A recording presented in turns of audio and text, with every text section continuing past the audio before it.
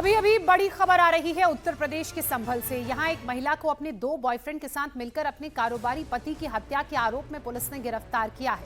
पत्नी का नाम रूबी है। आरोप है कि उसने पति की हत्या के बाद पति के शव को ग्राइंडर से कई टुकड़ों में काटकर ठिकाने लगा दिया। पति राहुल की हत्या के बाद रूबी ने पुलिस को गुमराह करने की कोशिश भी की।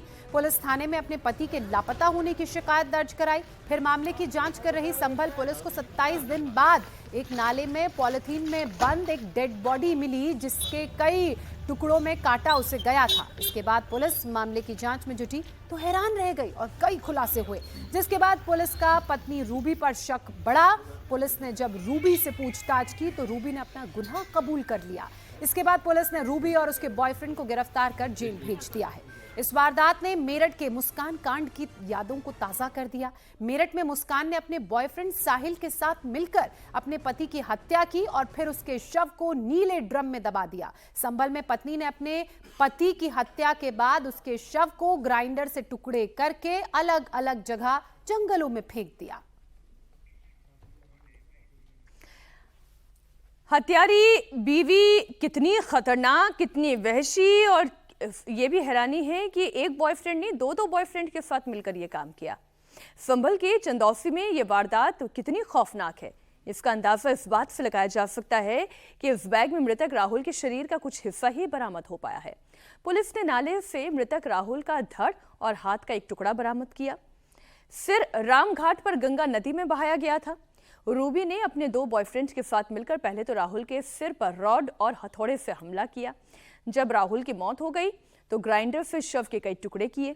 पति के शव को ठिकाने लगाने के बाद पत्नी ने खुद को बचाने के लिए 6 दिन यानी कि 18 नवंबर को पति के लापता होने की शिकायत पुलिस में दर्ज कराई। 27 दिन के बाद पुलिस ने नाले किनारे पॉलिथीन में सड़ा गला आधा शव बरामद किया। पोस्टमार्टम के दौरान शव के कटे हुए हाथ पर राहुल का नाम का टैटू दिखाई दिया और तब कहीं जाकर मृतक के शव की पहचान हुई। फिर रूबी से पूछताछ हुई।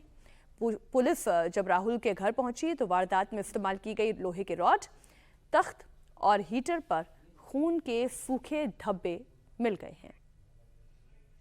पॉलीथीन के बैग में जो आधा कटा धड़ है उसको फेंका था नाले के अंदर और ऐसी जगह पे भेजा था, रखा था सुनसान जगह पे, जहाँ कोई सीसीटीवी कैमरे नहीं है। प्रॉपर रेकी करने के बाद में इन्होंने उस जगह पे डेड बॉडी को फेंका था। इन्होंने हथौड़ा से और लोहे के अन्य औजारों से वार करके उस व्यक्ति को मारा था। उसके बाद में ग्लेंडर लाके उस व्यक्ति को धड़ वगैरह वो काटा था।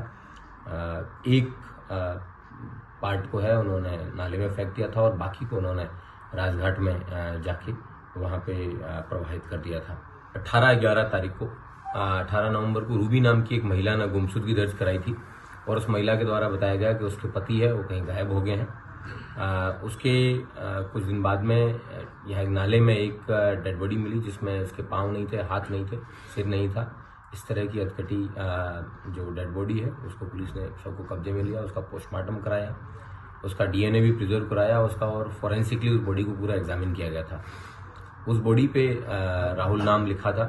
पुलिस के द्वारा बाद में आसपास के जनपदों में, जनपद के विभिन्न थानों में राहुल नाम की जितनी भी मिसिंग्स थी उन सबको स्टडी करवाया। गहनता से जांच करने पे पता चला कि राहुल की पत्नी जो रूबी है उसी ने ही राहुल की हत्या की थी और उसने अपने बॉयफ्रेंड जिसका नाम गौरव है उसके साथ मिलके, जिनको उसने मृतक ने रंगे हाथों पकड़ लिया था अवैध संबंध बनाते हुए, उसके बाद में इन लोगों ने उसको अपने रास्ते से हटाने की ठानी थी। इस प्रकार इन दोनों व्यक्तियों को, जिनके नाम गौरव और रूबी, इन दोनों को गिरफ्तार करके आज जेल भेजा जा रहा है। इनके पास से जिस ग्राइंडर का यूज करके इन्होंने कटर से काटा था वो भी बरामद हुआ है।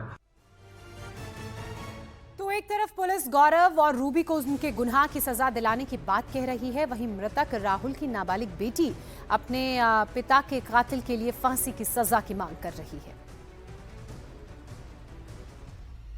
हम ये चाहते हैं कि जिसने भी ये करा है, 3 जने हैं ये, हमने सुना है। कौन कौन?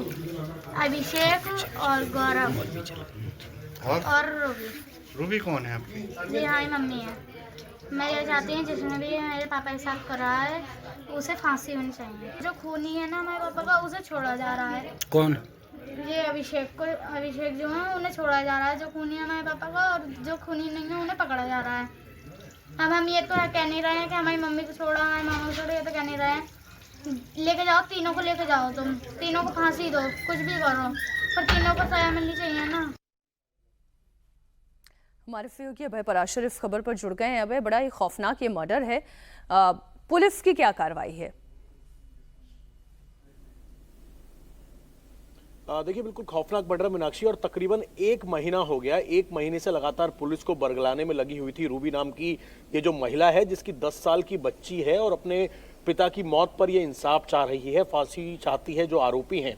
असल में 1 महीने पहले रूबी जो है वो चंदौसी कोतवाली पहुंचती है, कहती है उसका पति गायब हो गया है।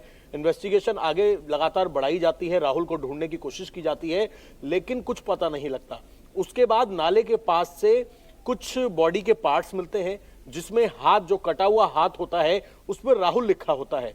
पुलिस का शक गहराता है, पुलिस कई सारे मिसिंग राहुल की तलाश करती है और उसके बाद जब सख्ती से पूछताछ की जाती है रूबी से, तो वो तमाम हथियार बरामद हो जाते हैं, जिसमें हथौड़ा है जिससे मारा गया, ग्राइंडर जो था जिससे हाथ पैर काटे गए ताकि पहचान ना हो सके। और ये तब हुआ जब रंगे हाथों रूबी को पकड़ लिया उसके बॉयफ्रेंड के साथ उसके पति राहुल ने। इस पूरे मामले के अंदर जो आरोपी पत्नी है रूबी, उसको गिरफ्तार कर लिया गया है।